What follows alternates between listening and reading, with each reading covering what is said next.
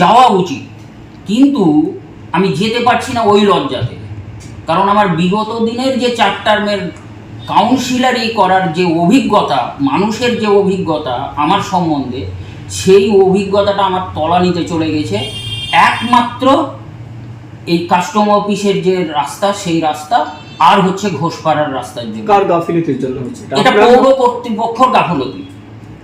কেন আমি এইভাবেও চ্যালেঞ্জ করে বলেছি যে এস্টিমেট করা হয়েছে মোটামুটি 10-12 লাখ টাকার। আমি চ্যালেঞ্জ করেছি যে যদি 10-12 লাখ টাকার কাজে যদি সমস্যার সমাধান না হয়, তাহলে আমি সেই টাকা ব্যক্তিগতভাবে আমি রিটার্ন দিয়ে দেবো। করছে না, কারণটা কি? এটা তো সেটা চেয়ারম্যান বলতে পারবে, পৌর কর্তৃপক্ষ আপনি কি মনে করছেন? আমি মনে করছি ইন্টেনশনালি এটা হচ্ছে না। এতে তো সবশেষে তো আপনাদের সমস্যা বা সাধারণ মানুষের সমস্যা। সাধারণ মানুষের সমস্যা নয়, সব থেকে সমস্যা মনে করি আমার। কারণ আমি এই রঘুনাথগঞ্জে বাস করব, আর এই সামান্যতম সমস্যা একটা পদে থেকে, পৌর ওয়ার্ডের, সেই ওয়ার্ডের পদে থেকে আমি এই সামান্য কাজটা করতে পারবো না, সেটা তো আমারও সমস্যা।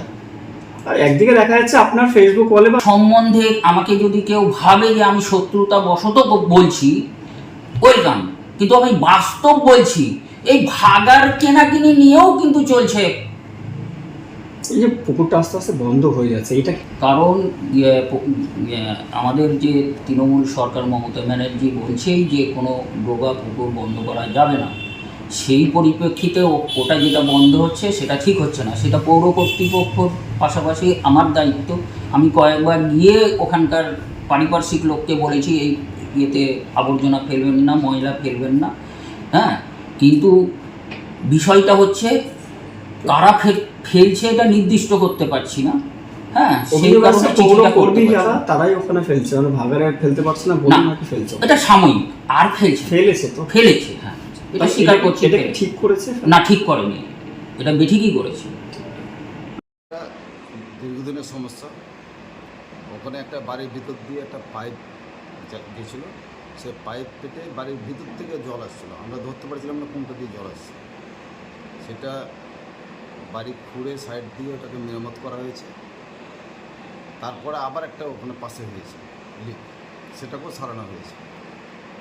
আর আমাদের পৌরসভার তরফ থেকে খুব তাড়াতাড়ি ওই কাজটা টেন্ডার করে কাজ শুরু হবে, ফেব্রুয়ারি ব্লক বসে কাজটা হবে।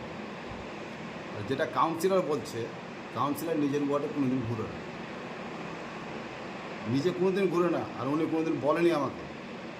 আমি পৌরসভা থেকে লোক পাঠিয়েছিলাম মাপতে, তো উনি বলেছে আমার ওয়ার্ডে মাপতে আসবার আমি জানতে পারবো না, মানে ওনাকে বলে আমাকে মাপতে হবে। ও বলছে 4 বারের কাউন্সিলর ওরা যোগ্য নয় লোকটা। উনি লজ্জিত রীতিমতো আপনাদের কাজে? বা লজ্জিত নয়, ওই এলাকা ঘুরে না, ওই এলাকার কোনো কাজও করে না।